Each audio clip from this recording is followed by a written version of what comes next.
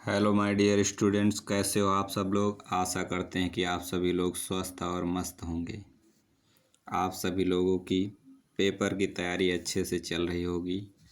तो बेटा, आज हम आप लोगों के लिए कक्षा 11 के रसायन विज्ञान के महत्वपूर्ण प्रश्न लेकर के आए हैं। समय का अभाव था, इसलिए सभी प्रश्नों की टाइपिंग नहीं हो पाई है। फिलहाल हम आपको सभी प्रश्न बता रहे हैं। आप सभी लोग इन प्रश्नों को ध्यान से सुनिए और नोट कर लीजिए। पेपर में जाने से पहले इन प्रश्नों को आप सभी लोग एक बार अवश्य देख कर जाना। उम्मीद है कि इनमें से कई प्रश्न आप लोगों को पेपर में अवश्य मिलेंगे। तो चलिए स्टार्ट करते हैं। स्टार्ट करने से पहले आप सभी लोग इस सेशन को लाइक कर दीजिए। आप सभी लोग लाइक करने में कंजूसी करते हैं। हम इतना मेहनत से कंटेंट तैयार करके लाते हैं, आप लोग लाइक नहीं करते तो मनोबल डाउन हो जाता है। तो चलिए स्टार्ट करते हैं। पहला प्रश्न है बेटा, पोटेशियम डाइक्रोमेट में क्रोमियम की ऑक्सीकरण संख्या। पोटेशियम डाइक्रोमेट का फार्मूला होता है K2Cr2O7। मैं कह रहा हूँ क्रोमियम की ऑक्सीकरण संख्या कितनी होती है, तो बेटा आपका राइट आंसर होगा +6। A, B, C तथा D चार विलयनों के पीएच मान क्रमशः 8.5, 3.5, 4.5 तथा 7.5 हैं। सर्वाधिक अम्लीय विलयन होगा, तो सभी जानते हैं सर्वाधिक अम्लीय विलयन वो होता है जिसका पीएच मान न्यूनतम होता है। तो यहाँ पर बेटा पीएच मान न्यूनतम है विलयन बी का। अगला प्रश्न है H2+I2 गिव्स 2HI के लिए साम स्थिरांक Kc का मात्रक। Mole, litre inverse, litre mole inverse, mole litre कोई नहीं। तो बेटा सभी जानते हो स्थिरांक का तो कोई मात्रक ही नहीं होता। अगला प्रश्न है बेटा CH3 का होल 4। अगला प्रश्न है बेटा आपका CH3 का होल 4C। CH3 का होल 4C का IUPAC नाम पूछ रहा है। तो इसका IUPAC नाम बेटा होगा 2,2-डाईमेथिल प्रोपेन। 2,2-डाईमेथिल प्रोपेन होगा। 2,2-डाईमेथिल प्रोपेन। IUPAC नाम CH3 होल 4C का क्या होगा? 2,2-डाईमेथिल प्रोपेन। बेटा आपका अगला प्रश्न है SO2Cl2 में सल्फर की ऑक्सीकरण संख्या क्या होगी? अगला प्रश्न है बेटा H2S2O8 में सल्फर की ऑक्सीकरण संख्या क्या होगी? अगला प्रश्न है CrO5 में Cr की ऑक्सीकरण संख्या क्या होगी? इन सभी प्रश्नों की बेटा आपको प्रैक्टिस कर लेना है। अगला प्रश्न है बेटा आपका HNO3 जिसे कहते हैं नाइट्रिक अम्ल। HNO3 में नाइट्रोजन की ऑक्सीकरण संख्या क्या होगी? अगला प्रश्न है बेटा KMNO4 में मैंगनीज की ऑक्सीकरण संख्या क्या होगी? अगला प्रश्न है बेटा आपका जिस विलयन के हाइड्रोजन आयन यानी H+, जिस विलयन के हाइड्रोजन आयन का सांद्रण 0.001 मोल तुल्यांक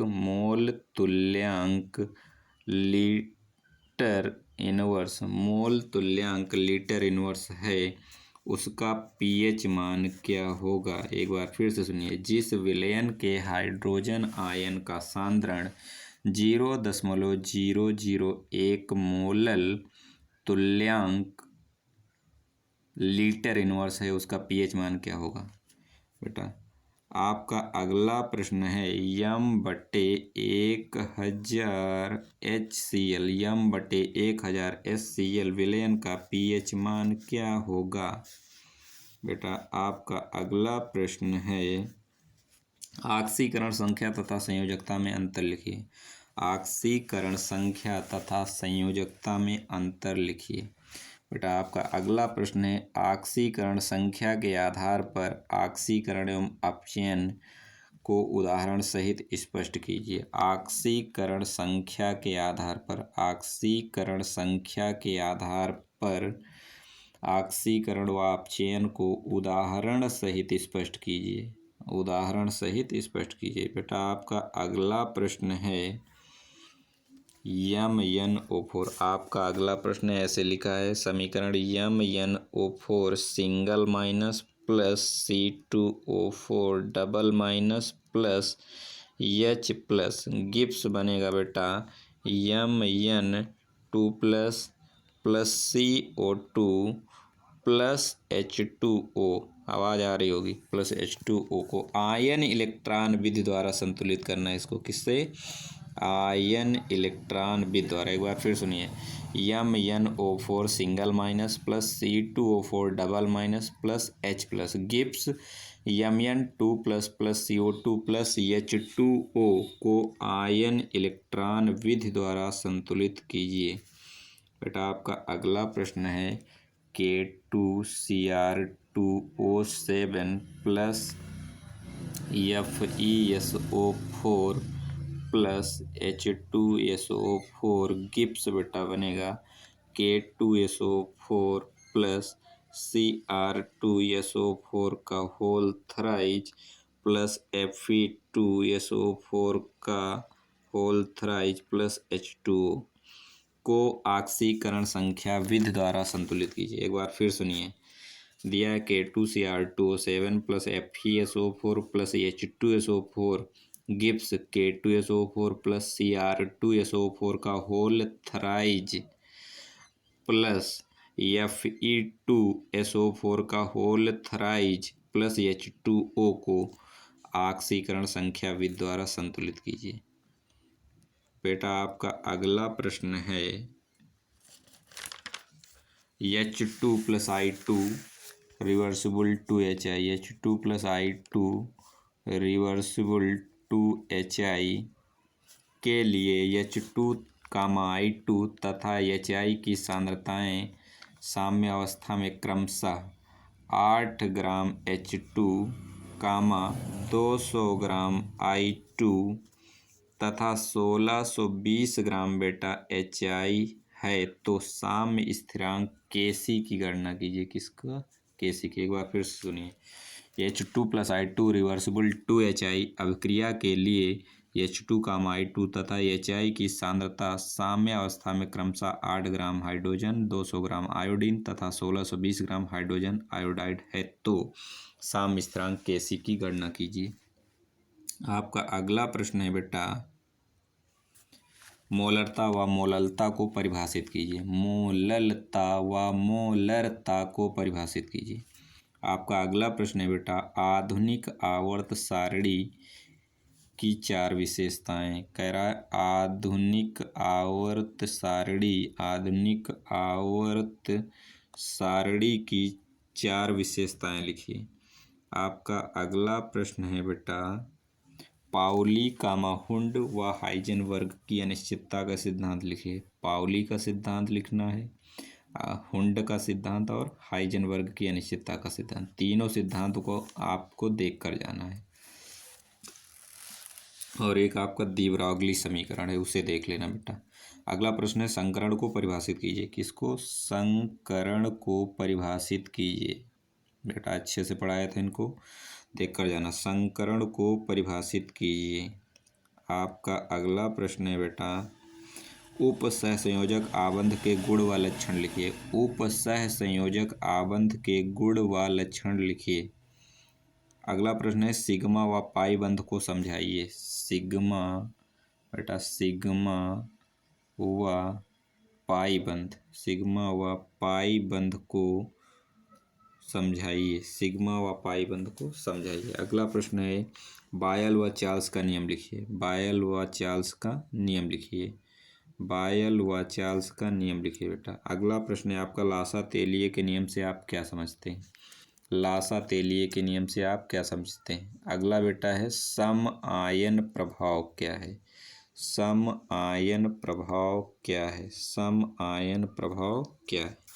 अगला प्रश्न है बेटा, सीमांत अभिकर्मक क्या है? सीमांत अभिकर्मक क्या है? अगला प्रश्न है आपका बेटा, सीमांत अभिकर्मक क्या है?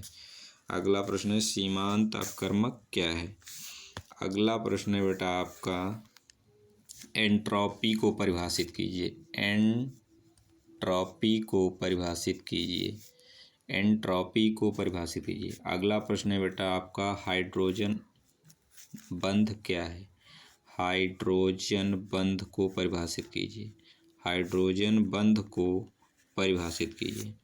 अब बेटा आपका अगला प्रश्न है, ओस्टवाल्ड का तनुता नियम, मोस्ट इम्पॉर्टेंट, तैयार करके जाना। ओस्टवाल्ड का तनुता नियम, ओस्टवाल्ड का तनुता नियम, ओस्टवाल्ड का तनुता नियम। बेटा आपका अगला प्रश्न है बफर विलयन। अगला प्रश्न है आपका बफर विलयन को परिभाषित कीजिए। बफर विलयन को परिभाषित कीजिए। आपका अगला प्रश्न है बेटा हेंस का नियम। हेंस का नियम क्या है आपका अगला प्रश्न? हेंस का नियम। अगला प्रश्न है बेटा आपका हेंस का नियम। कौन सा? हेंस का नियम। अगला प्रश्न है बेटा केपी व केसी में संबंध। केपी व केसी में संबंध आपको पढ़ाया गया होगा। केपी बराबर केसी इंटू RT की पावर बेटा डेल्टा एन। इसको प्रैक्टिस करके जाना। आपका अगला प्रश्न है आदर्श गैस समीकरण के सवाल। आदर्श गैस समीकरण बेटा आपका था PV बराबर NRT। PV बराबर NRT इसके सवाल। P आपका प्रेशर है, V वॉल्यूम है, N नंबर ऑफ मोल्स है, R गैस कांस्टेंट है और T आपका टेम्परेचर है। PV बराबर NRT। अगला प्रश्न है बेटा प्रेरणिक प्रभाव। अगला प्रश्न है प्रेरणिक प्रभाव क्या है? प्रेरणिक प्रभाव। अगला प्रश्न है बेटा आपका प्रेरणिक प्रभाव। फिर आपका बेटा अगला प्रश्न है मुक्त मूलक।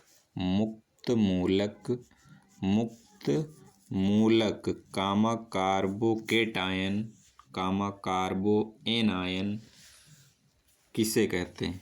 ध्यान से सुनिए। मुक्त मूलक कामा कार्बोकेटायन कामा कार्बोएनायन किसे कहते हैं? बेटा आपका अगला प्रश्न है दो अपक्रियाएं आपकी थी, वुडज अपक्रिया और फ्रैंकलैंड अपक्रिया। वुडज अपक्रिया और फ्रैंकलैंड अपक्रिया को उदाहरण सहित स्पष्ट कीजिए। अगला प्रश्न है बेटा आपका एल्केन बनाने की विधि का वर्णन कीजिए। एल्केन बनाने की विधि का वर्णन कीजिए। एल्केन बनाने की विधि का वर्णन कीजिए। बेटा आपका अगला प्रश्न है मोस्ट इम्पॉर्टेंट द्रव्यानुपाती क्रिया का नियम। द्रव्यानुपाती क्रिया का नियम, द्रव्यानुपाती क्रिया का नियम। और आपका मोस्ट इम्पॉर्टेंट क्वेश्चन है, इसको जरूर देख करके जाना। जेल्डाल विधि, जेल्डाल विधि द्वारा परसेंटेज ज्ञात करना और ड्यूमा विधि। जेल्डाल विधि का न्यूमेरिकल और ड्यूमा विधि, इन दो में से एक सवाल आपको मिलेगा वार्षिक में। जेल्डाल विधि और ड्यूमा विधि का सवाल तैयार करके जाना है आपको। आशा करते हैं कि ये कंटेंट बेटा आप लोगों को अच्छा लगा होगा। समय का अभाव था जिसके कारण टाइपिंग नहीं हो पाई, फिर भी आप लोगों को हर एक चीज़ स्पष्ट सुनाई दी होगी। अगर ये सेशन आपको अच्छा लगा है तो बेटा इसे लाइक करें। आप लोग लाइक करने में कंजूसी करते हैं। आप सभी लोग इससे लाइक करें, सब्सक्राइब करें और ज़्यादा से ज़्यादा अपने